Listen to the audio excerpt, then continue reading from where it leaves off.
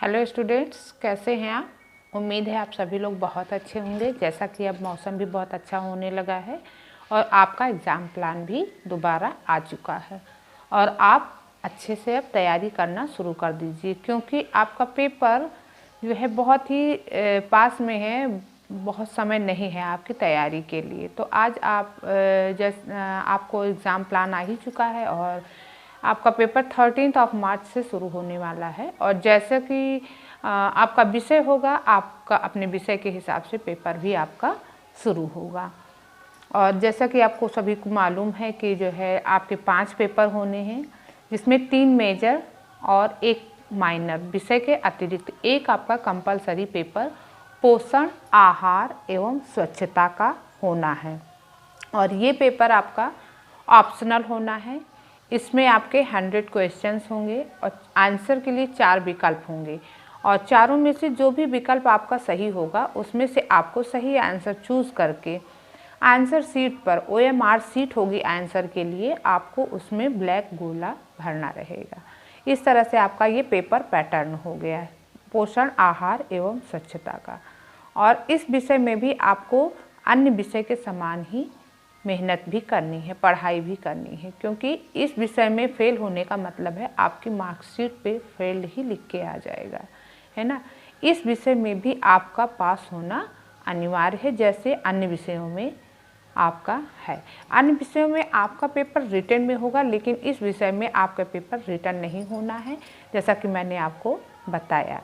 तो इस विषय से संबंधित महत्वपूर्ण टॉपिक आज के इस वीडियो में लेकर आई हूँ और इसमें आपको जो है पोषण, आहार एवं स्वच्छता, जो कि ये विषय है आपका, और यह विषय आपका आपके स्वास्थ्य से भी घनिष्ठ रूप से संबंधित है। तो आज हम स्वास्थ्य से संबंधित कुछ महत्वपूर्ण संस्थाओं के विषय में बात करेंगे, जो कि वर्ल्ड स्तर पर, राष्ट्र स्तर पर नहीं बल्कि अंतर्राष्ट्रीय स्तर पर कार्य करती हैं। इसमें सबसे महत्वपूर्ण संस्था है WHO, वर्ल्ड हेल्थ ऑर्गेनाइजेशन, जिसका फुल फॉर्म है वर्ल्ड हेल्थ ऑर्गेनाइजेशन और शॉर्ट फॉर्म में हम इसको WHO कहते हैं। हिंदी में इसे विश्व स्वास्थ्य संगठन कहते हैं। यह संयुक्त राष्ट्र संघ की एक महत्वपूर्ण संस्था है, संगठन है और इसकी स्थापना 7 अप्रैल 1948 को हुई थी। इसका मुख्यालय स्विट्जरलैंड जिनेवा में है और यह संस्था विश्व स्तर पर कार्य करती है और विश्व के सभी देशों को स्वास्थ्य से संबंधित सहायता और उस पर सलाह देती है। विश्व स्वास्थ्य संगठन विशेष रूप से मलेरिया, हैजा, चेचक, प्लेग, पीत ज्वर तथा अन्य संक्रामक रोगों के विरुद्ध कार्य करती है और जिसका प्रभाव राष्ट्रीय एवं अंतर्राष्ट्रीय स्तर पर रहता है।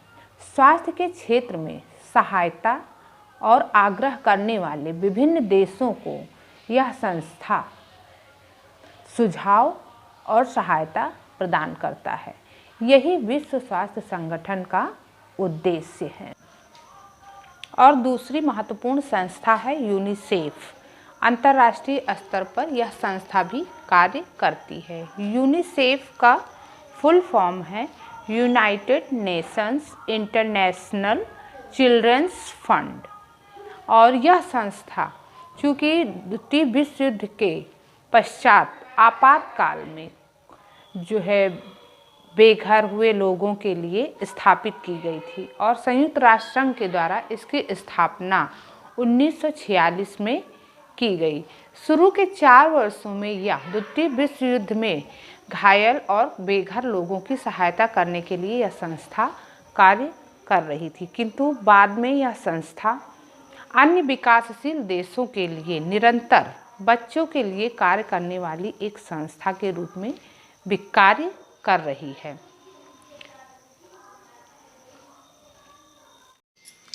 जहां संयुक्त राष्ट्र संघ मानव कल्याण के लिए कार्य करता है, वहीं यूनिसेफ जैसी संस्था बच्चों के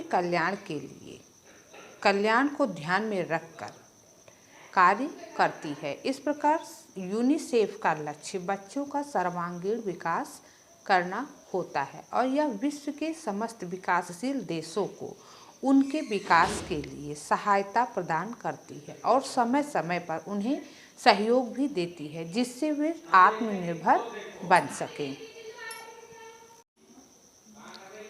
और तीसरा प्रमुख संगठन है FAO, फूड एग्रीकल्चरल ऑर्गेनाइजेशन, जिसे शॉर्टकट में FAO भी कहते हैं, और इसका हिंदी नाम है खाद्य कृषि संगठन। खाद्य एवं कृषि संगठन की स्थापना 24 अक्टूबर 1945 को की गई और इसका मुख्यालय रोम में स्थित है। और इसका उद्देश्य खाद्यान्न की स्थिति की जांच करना और उसके उत्पादन में वृद्धि करना तथा इसका जो है खाद्य स्थिति के आंकड़े जारी करना भी लक्ष्य है। इस संगठन का लक्ष्य कृषि उत्पादन में वृद्धि करना, खाद्यान्न वितरण तथा विक्रय प्रणाली में सुधार लाना है। और इस प्रकार यह तीनों संस्थाएं, खाद्य कृषि संगठन, यूनिसेफ और विश्व स्वास्थ्य संगठन, ये सभी संस्थाएं अंतर्राष्ट्रीय स्तर पर स्वास्थ्य से संबंधित विभिन्न प्रकार के कार्य करती हैं और देशों के हित का कार्य करती हैं। और इन टॉपिक्स से संबंधित क्वेश्चंस आपको शेयर कर दिए जाएंगे। किस प्रकार से इन टॉपिक्स से क्वेश्चन बनते हैं इसको आगे आप देखेंगे।